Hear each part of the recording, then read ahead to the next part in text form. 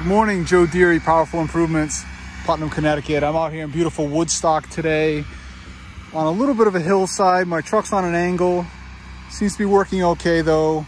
Nothing is shut off. I was afraid that the oil level shut off would trip the motor, which it does sometimes if you have it tipped too much. So we must be, you know, borderline there. Anyway, doing a quick roof wash. We got this little roof, this bigger roof, another small hip just like that on the back.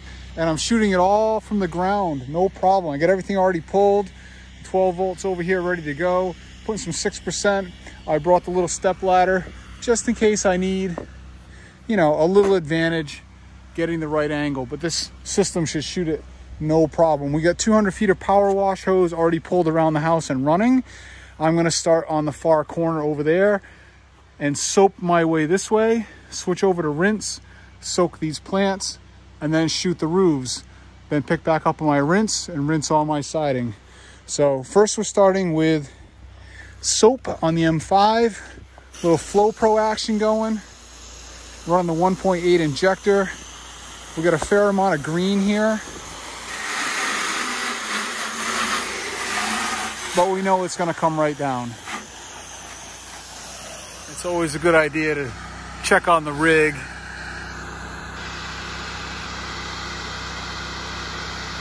Looks good, nothing leaking, nothing going crazy. So we'll continue our wash. I've come all the way to this corner with soap. I've rinsed all the way over to there, keeping with the method that we talked about. So now as I come around here, I'm gonna rinse these bushes and shoot the roof.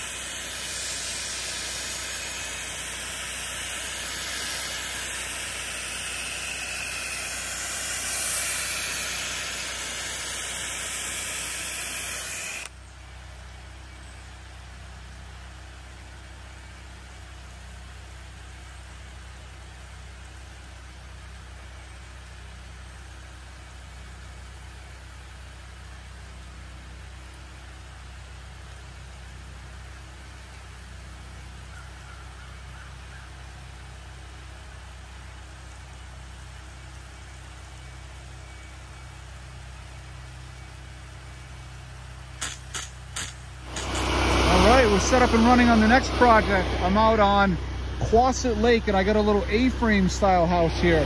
I've got roof wash and my power wash line already pulled down the driveway. Give myself a loop or two. And I have this very steep chalet roof to treat. So we're gonna go up in here first with the water and wet all the decking down, wet the glass down, wet the skylights, you know, get everything nice and saturated. And then we're gonna shoot 6% right from that deck, peak to peak. And we've already talked about overspray going onto the porch, and the gutter drains right here under the porch, and these weeds are potentially gonna die, and the guy's all happy about that. So first we're gonna wet things down, shoot 6%, and produce a nice result. We're gonna also get a before and after picture to put on Facebook. Nice wet skylights, wet that stainless chimney down. Okay, decking's nice and wet, and we're ready to shoot roof wash.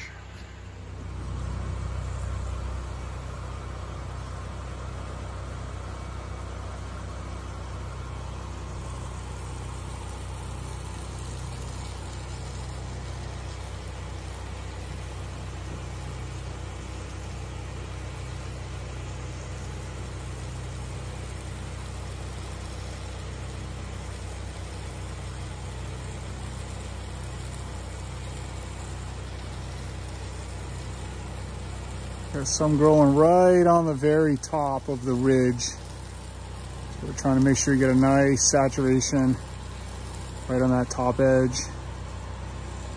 Get that precision and control.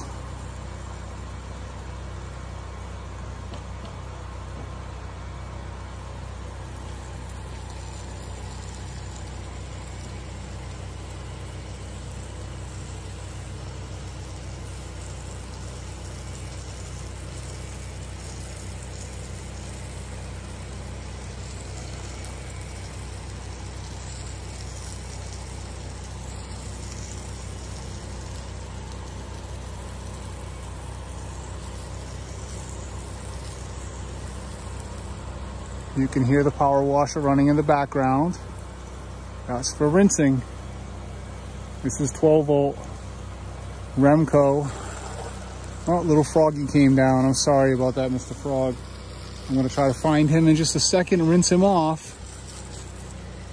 Just get past these skylights.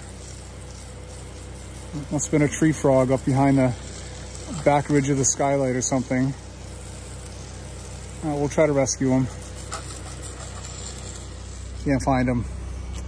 I've switched over to spray nozzle now to do the lower half. A little better coverage, a little less runoff, a little faster process, all those things. I do have a 3 to 5 gallon M5 twist, which I have used on my 12 volt occasionally. Might have been a good nozzle for today, so you could just switch from needle to fan, but it's got too much fray on the needle. It's not as accurate as the shooter tip, so I tend to go with this old school J-Rod setup, which I've had this setup right here from the beginning. This came with the Gen 2 that I bought, which is basically the framework of what I'm still running. And we added the shooter tip from Russ, that shorty shooter tip, and that's a 4 gallon shooter tip right there. That's real nice. Nice transition already. It's only been a few minutes. I rinsed the skylights a little bit, and we're just gonna hang out for another couple minutes. I think I might do 1 or 2 more little shots up by the edge of the skylight. You can see some darkness next to that left one. Leave that one more little squirt, see if that doesn't go away. We gave that another shot. I think it's improved a little bit. I think it's gonna take a little time for that one to get any better. So I shot that again with 6. And while I was waiting for everything to dwell, I rolled the 12 volt up to the truck. And that's where electric hose reels really shine, is, you know, this type of thing, nice and easy, not too manual. So I just got to pull this hose over the rail,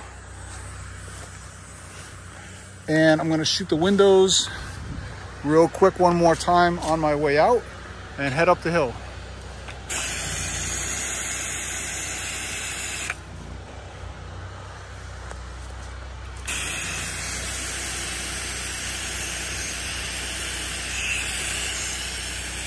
Sweet, done. Don't have any more roof washing until like Tuesday next week. So flushing the 12 volt out into the ditch, running this project off the water that I had in my tank, and generally getting things cleaned up because I'm taking a couple days off. All right, it's a local body of water called the Thompson Dam, and show you the kind of drought we have going on here. All that brown that you see is usually feet underwater, pretty dry. It's nasty. Right, we're out here in beautiful Thompson, Connecticut, and we're doing a quote on this property, which is going for sale with a realtor friend of mine. He's getting this house listed on Friday next week, and mentioned to his client that she ought to have it cleaned up. So a few things going on here. We're going to do a walk around, and I'm going to put numbers together in my head as we go. Sorry, I don't really like to talk pricing for various reasons. But one of the things that she's wanting to have done is all these rhododendrons cut down, and they wrap around this porch. And I do have all of the saws and equipment to do that. I have chainsaws and pole saws and every piece of pruning device known to man, I think, to do all this kind of work. So I'm going to, you know, price that out. We're going to come up with a number per bush, okay? And that's the easiest way to do it. You could look at the project as a whole if you want, but come up with a number per bush and say, okay, boom, boom, boom, boom, boom. To remove that is that much. Do I have a place to put it on the property, or do I have to take it away? Okay, if I have to take it away, it involves bringing my trailer. And we're going to factor that in too. It's actually vinyl siding, so it should be a pretty easy wash. The stone, of course, will be a piece of cake. We'll be doing all of the lattice work and the decking after the bushes are removed. Of course, we'll be hitting these propane tanks, which are pretty dirty, on the way around. There's a garage back there, okay? I'm assuming, or I know that that's hers, so I'm assuming there's a dead space behind it where I'll be able to put my bushes. This is somebody else's yard here. Roof looks good, no gutters on this building. We do have this one plop of plants. So that involved putting the 16 up there and going up and take care of that. So attach a monetary amount to that and just start adding your wash up incrementally. Okay, you got a general number on a house wash, the addition of jumping up on the roof, and then the addition of each bush, and we'll come up with the numbers. It is pretty dirty on this side, definitely needs to be taken care of. And the deck looks good. So I mean, this is all overgrown and nasty in here. So, you know, I'm going to take out the maples and basically get that all cleaned up and make it look nice without destroying the other vegetation that's here. So I think I got a number. I'm going to call the client in there a few minutes and see if she bites. All right, so we're relaxing on the front porch. What a beautiful property. And I just spoke with the lady, and we're not going to go as extreme as she wanted with cutting all these rhododendrons out, because they are trying to sell this house, and it's going to look, my opinion, butchered if we do that, because we're going to be left with stumps all the way around here. And these are some nice old growth rhododendrons that need to be trimmed back correctly, and then they'll, you know, really come back in the spring. So we're just going to remove some of the stuff that creeps over the railings here.